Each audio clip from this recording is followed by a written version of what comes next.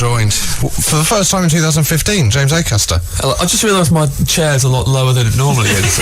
Yeah, well, it goes up every appearance you make. And we lower it if you miss a week. Fair enough. How are you? Good, thank you, yeah. Good year so far? Yeah, so far been lovely. The big 3-0. Had my 30th. How do you feel about it? Good. Enjoyed my 30th birthday. You thought it was a bit weird? A few people did. Yeah. What? Wasn't invited. Nah. Don't know you, mate. No, you would have been, Finn. The reason why you wouldn't have been is because Nish Kumar wiped my entire phone, and I had to basically pass it on. Really? People to Chinese Whispers. I forgot to tell you. Chinese Whispers was another disastrous storyline on Ramsey's story. Chinese family moved in and said, "Have you been spreading rumours about me?" That's not what we do in Australia. It's barbaric rumours. James Acaster rented a room and then in a pub. In a pub. Yeah. Not in a flat. And then how bleak would that be, renting someone else's house to do a house so party? rented a room for 2 hours so that he could DJ to his friends. It was great. I'd love to do that. Because my friends don't let me put my music on, so that'd be great. Do you want to take us through some of the hits? Africa by Toto. Yeah, great. Big hit. What else went well? You're the Voice by John Farnham. That went well. Torn by Natalie Imbruglia. Surprising hit. Was that a surprising hit? Well, I thought people were going to think I'm a right dork for this, but yeah, no. Emotion soared. Well, I've tried to make that move. Last time I DJ'd at the Huntcliffe Comedy Festival. Little tip: when you're riding on the euphoria of LCD sound system, don't go into Deeply Dippy by Right Said Fred. Yeah, it isn't the transition. You can't follow a genuine hit with a funny one. Yeah, you have to kind of break them in. Yeah, we abandoned before the end of Deeply Dippy in attempt to save the dance floor. It's you and your brother, wasn't it? Yeah. Did you have to abandon any? I didn't abandon any. There's some that maybe What were the real stinkers? The one that I think, because following up Africa by Toto is really hard because people feel very happy, and I followed it up with Come Baby Come by Crazy Town. No, it's not Crazy Town. The Out Here Brothers. No, it's K something. Oh, yeah. Anyway, that one is too joking. You should have followed Africa with Europe. Yeah, I should have done a whole world tour. Played Rotterdam by Australia, and then play Horse of No Name by America. Oh, yeah, there you go. You could have done it. Oh, what was I thinking? There you go. Anyway, James, any members of your family or people you've worked with ever been minorly famous, or have you ever gone up to the wrong person? No, my mum was on Pet Rescue. I told you that. Really? Yeah, she used to look after bats.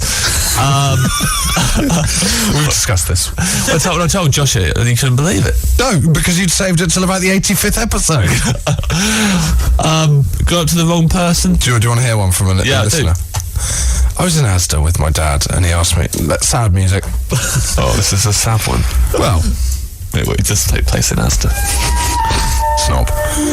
I was in Asda with my dad, and he asked me to go and find some bin bags. I managed to lose him, and as he is a middle-aged bald man, that's what I used to pick him out in busy places. I saw a bald man from behind and automatically assumed it was my dad. I walked up to him, slapped him on the head, and shouted baldy at him. Yeah. A common name, I call him. He turned around for me to work out I had slapped some random bald man on the head. That wasn't actually my dad. I was mortified, so I apologised and ran away. I hope what that did was make him reevaluate his relationship with his father. Yeah, his father's really made some mistakes there, that's where the line is drawn. Yeah. They're always my favourite ones. When someone does something completely inappropriate. Do you want one more? My friends and I spent half an hour shouting "It's a puppet" across a bar in the 90s before realising it was Bradley Walsh and not Brian Connolly. Lovely. Yeah. I mean, I'd say half an hour. I'd say 20 minutes in, Bradley should have come over and had a word. Yeah, excuse me, I get this all the time. Wait till I'm on the chase, then we'll see who's famous. I love him on the chase when he has to read something that's slightly rude and he starts laughing. My girlfriend thinks he's faking that. Really? What do you think? Never seen The Chase. Yeah, I'm a pointless man through and through, obviously. So Well, I've said that since the day I met you. Josh Widdicombe. Podcast XFM. Lucky man, the Verve. Tell you who is a lucky man. Anyone about to listen to this link? Yeah?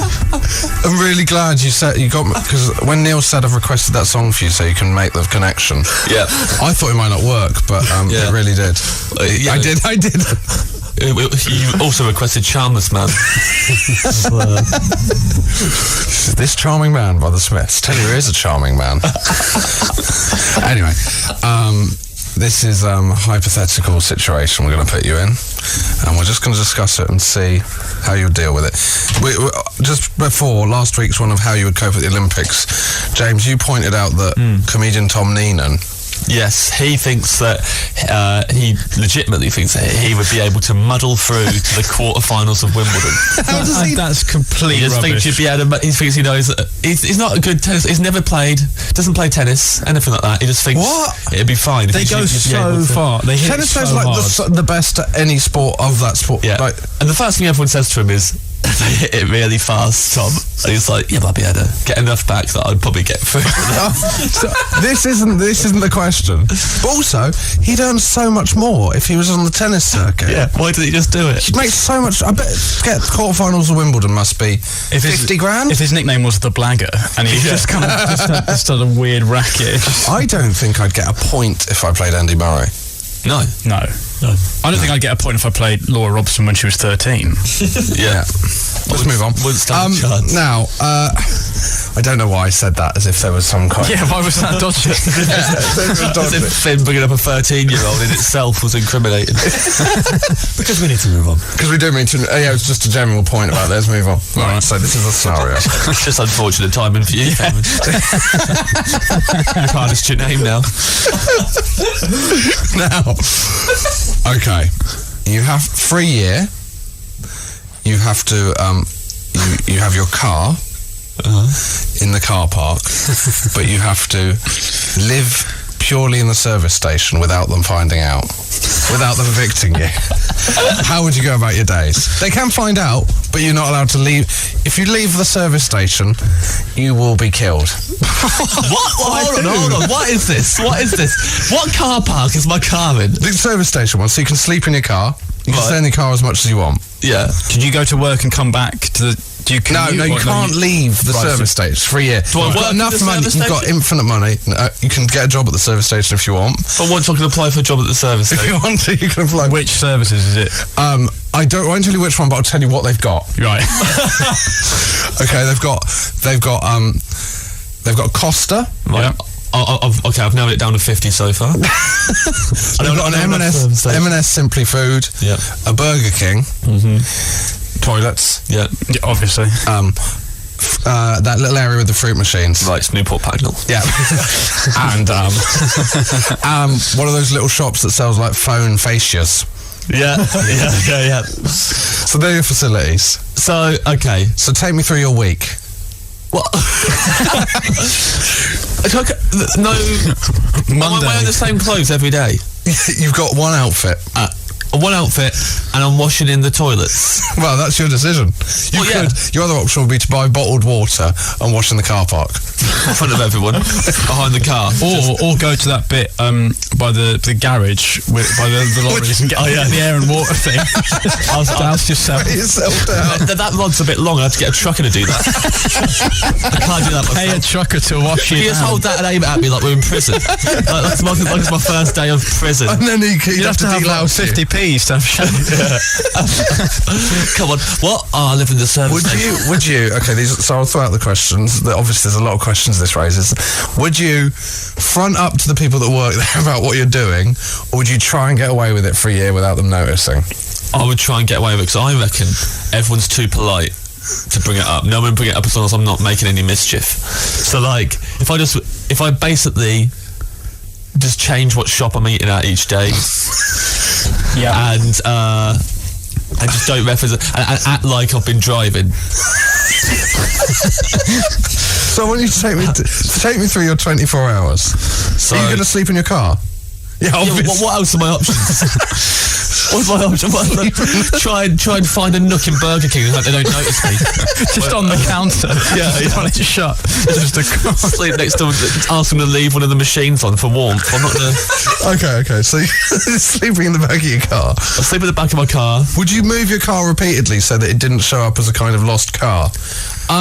No, I would, but that's not why I'd do it. I'd move my car repeatedly, but just for variety. Well, then you got to factor in petrol costs. Yeah, but Yeah. I can go to the petrol station. Yeah. yeah. I'm all right For a there. break. Hold on, how am I earning money? No, you've got Time crisis. I'm a millionaire. You're playing time You've got a crisis debit card. consistently. You're winning. You could buy their silence with all the winnings from time crisis. Okay. Yeah, I could do that actually. Okay, take me through your day. Okay, so I wake up. Yeah. I move my car first thing. What time do you reckon you wake up? I think you just wake up when the sun comes up. like a festival. Unless I'm blocking out the windows.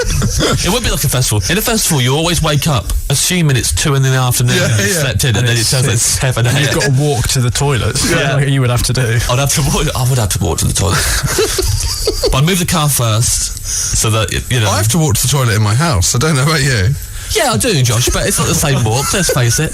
You have to go outside and then back in. We've all walked somewhere at some point, but not all those walks are the same. Is that the most profound thing you've ever said? That's going to be on Twitter soon. People will be tweeting that, inspirational quotes. We've all walked somewhere but at some point, but not all walks are the same. Are you going to wake up like as the service station staff come in? Because you kind of want to... Oh, yeah, because you want to not... You don't want them to see you waking up in the car each day. Because otherwise you're going to have to walk past them and go, oh, M6. I think I would learn what time they get in. Well, they're 24 hours. Oh, they are, aren't they? So I've got to there's always going to be someone who's... The shop's open, like the shops are closed from like midnight onwards, aren't they? Yeah. It's a bit open, isn't it? Yeah. I think I would time it. I'd have to learn who comes in at what time, and at one point I'd have to always drive in. I'd have to duck in a little, hide somewhere in my car, and then when the same person drives in every day, drive in behind them, and then park up next to them and just be like, I'm just stopping for a Kit Kat, stopping for a quick... Okay. It's a bit busy day today. So you're up at 7 a.m. I'm just doing house calls up and down this motorway, really. So I'll probably be in here quite a bit today. Probably pop in a few times, actually. So you get up at 7 a.m. Up at 7 a.m, move the car. Yeah. Then probably straight to is it the Costa? Is the place where I could get a herbal tea there? Get a herbal tea. Sit in, drink in, or drink in your car. I would alternate that. You can't every day. You can't do the same every day. Drink in one day, and then another day. Literally, go to my car or go to the petrol station, forecourt, just walk around there, drinking my herbal tea. It's going to be cold though, so you want to maximise time in the service station. Yeah, maybe do you know what? No. I've changed my mind on this. I would not try and be inconspicuous. Who cares? They can't do anything about it. I'll just jog around the service station. My first thing is what I do: get some exercise. I'm not going to the gym for a year. So you jog around the car. I jog around the car park. In and out of the pump. Go in the service station. Find somewhere I can do chin-ups. Something that I can do. They don't care. They can't do anything. It's like the terminal. Yeah. So what? We carry on with your day just to avoid boredom now. Right, so then going to Burger King. You haven't had a shower yet? Haven't had oh, okay. Would you wash on the taps at the... Yeah, I was washing the taps and the hose. I think that the hose in the car park's a good idea. Bit of air as well to dry you. They can dry you with the friction. Obviously, also have one of them doing the water, and just buy some shower gel from like one of the shops and get another truck and just spray you with that. or go through the car wash. Go through the car wash with the sunroof. Or don't just gaffer tape yourself to the front of a car. Yeah, just get someone to drive. While you're going in, mate, can I double up? Yeah. Actually, I'd have to hug, so I probably couldn't talk them into that, but I'd have to wait until they're already in there. Just run through. Run through completely naked on top of the car. Just screaming as well. I think I would just be screaming the whole time. Really Bring it excited. to the end of your day. What would you do with your evenings? In my evening, I would be basically hanging out outside, looking like a pretty cool kid while they all close up. I'm waiting for the people who get in there really late, which is basically just comics and people who have made a mistake, and start just striking up conversations with those guys and ask them what's happening on the outside world. That's probably the main thing I would be doing, is asking people who aren't in the service station. Am I allowed to read the newspaper? Yeah, well, they've got them, haven't they? Yeah, okay, well, fine. But I'll probably be using newspapers to block up the sun for a car. Well, I think we've dealt with that situation now. Very much so. Yeah. So, to finish, how much money would it cost for you to do that? You would have to pay me to do that for a year. 50 grand. Really? I am getting a Kickstarter going right now. 50 grand. Oh, hold on, it's a year's work. You lost a year's work. And also, if you leave the service station, you're... That's not what you earn, James. That's less than what you earn. Just taking a pay cut for a worse life. What were you even thinking? This is Sons Remember. Josh Widdicombe. XFM. George Ezra, stroke, Big Mouth Billy Bass, as we said last week. It would really work. It would really work. Yeah. Anyway, we come to the end of the Josh Widdicombe show. It's a chance for our guests to plug. James Acaster, you don't have anything to plug? No, but I'd like to plug a funny YouTube series by my friend David Trent called Totally Trented, which I think is hilarious. It's a bit of a twist on the traditional prank show. Very, very funny, done by Turtle Canyon, who also did Sweet Home Ketteringa, which is my web series. Someone who didn't have anything to plug. He certainly went on. So, those two. Totally Trented and Sweet Home Ketteringa. Plugged. There we go. Thank you all for listening. It's been an absolute pleasure. If anyone does want to donate to the James Acaster, we're going to start a... Probably say that at the end. Yeah, I'll say that at the end, so don't worry.